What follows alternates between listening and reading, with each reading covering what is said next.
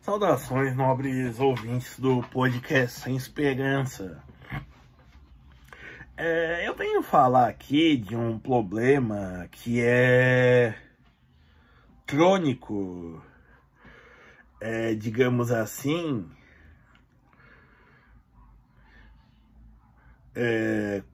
no Brasil, que é a evasão escolar.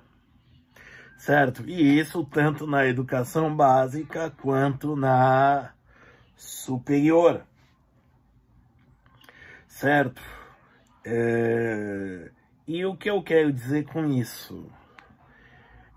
O que eu quero dizer com isso é que existe simplesmente gente que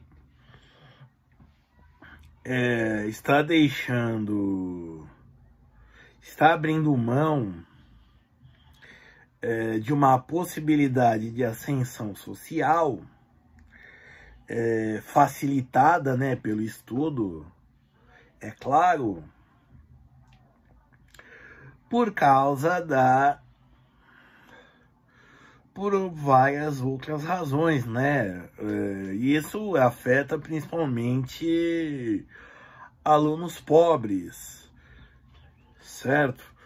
Porém, nos dados que nos são apresentados, por exemplo, no INEP, o que a maioria dos casos falam, né? A maioria da evasão está nos cursos de EAD, né?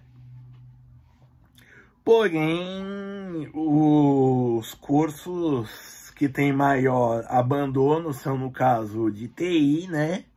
Porque simplesmente o ensino formal está defasado, né? Está muito defasado.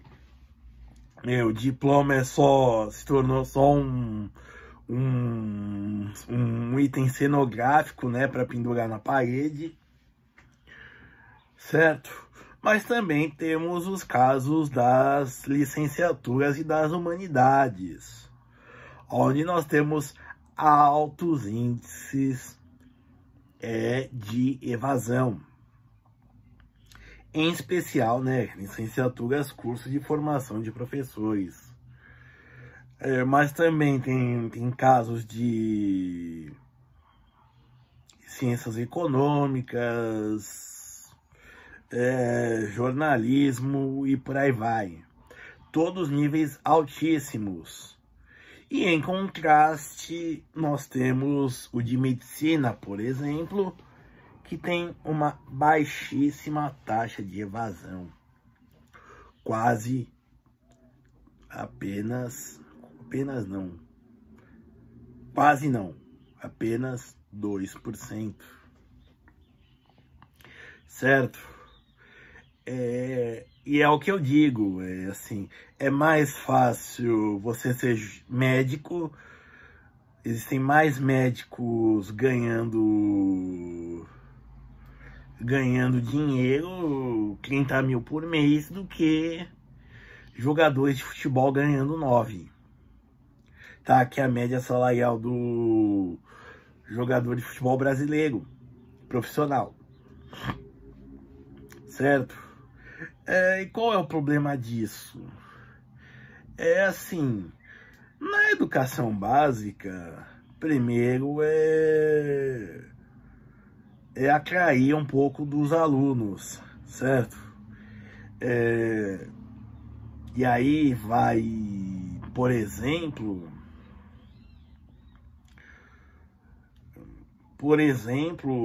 ao invés do professor de matemática dar aquela fórmula cheia de algébrica, cheia de x e y, que não vai do nada a lugar nenhum, dá o x AB vir ponto vezes sobre delta t pi. Não, bota um número, né? Bota uma referência. Parece que o professor também só aprendeu a dar exemplo, né? Outra coisa, e aí eu vou falar da minha área de humanas, é colocar o aluno nessa parte. E aí fica complicado, pelo menos para mim, né? Se você for pensar que você tem que colocar coisas como, por exemplo, para compensar o fato dos indígenas brasileiros serem povos, os pré-cabralinos serem povos ahistóricos, você tem que falar de quem? Incas, astecas, maias, que são do Peru, aquela América Central, né? O caso dos maias e os incas, que não tem nada a ver. Quando me perguntaram, uma aluna me perguntou sobre isso, eu disse, isso é para entender o Chaves, né? Que ele tem aquele episódio da aula de história, né? Que ele fala, vou te pagar tributo, alguma coisa assim, não lembro ao certo. E também uma coisa que eu acho que é importante como se diz, criar um mecanismo, uma poupança mesmo para os alunos. E assim, conforme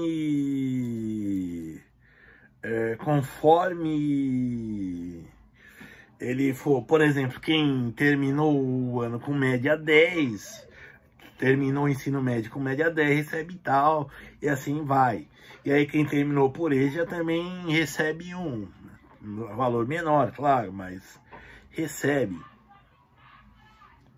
Porque isso, como eu disse, isso daí vai acarretar em mais gente, de novo, mais crescimento econômico forçado. Só que, como eu disse no vídeo anterior, a população está diminuindo.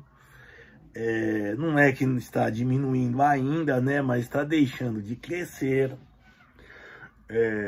E isso veio antes do esperado, certo? O que mais? Precisamos formar operários. Não sei se o Lula, por não ter diploma universitário, né, por ter sido tão contestado por isso, quando da primeira eleição lá em 2002 foi contestado isso, tinha gente que dizia que não ia votar nele porque ele não falava inglês e por aí vai. Gente estúpida. Né, vai ver, ele quis encher todo mundo de diploma, né?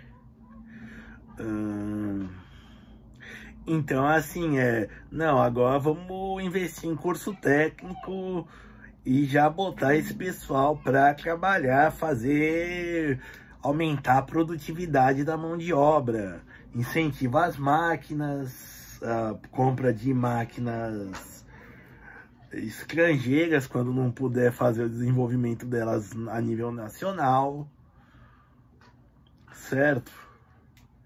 E isso aumenta salários, aumenta arrecadação, aumenta em tudo mais. Só que, infelizmente, nosso governo quer vender carro zero. Acho que vender carro zero é a solução.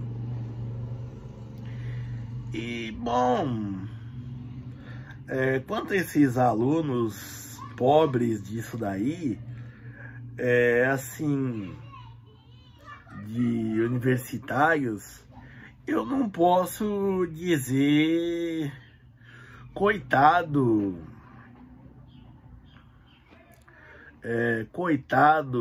deles ou problema deles.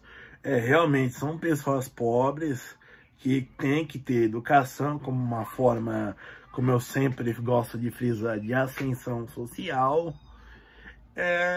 E assim, a gente tem que ter a mão no coração para isso, certo?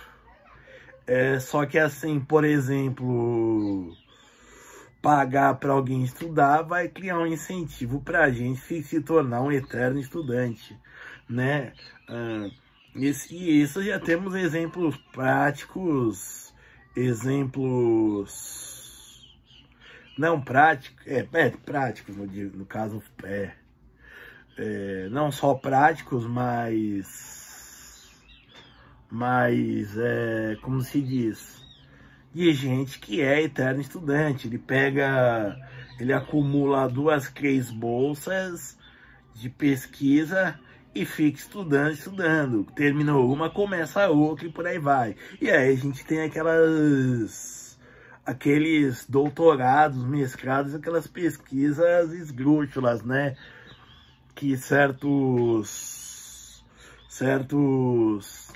serviços de streaming falam, né?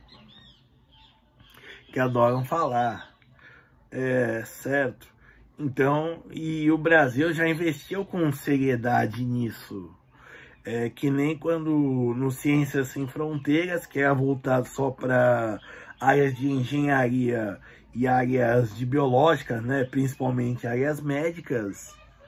Mas que no final, quando eles voltaram para aqui, simplesmente não tinha mercado para eles, né? Ou eles iam tentar dar aula em escola pública ou numa universidade, o que eles não tinham, né? Porque eles não tinham a licenciatura, ou então eles foram trabalhar de Uber.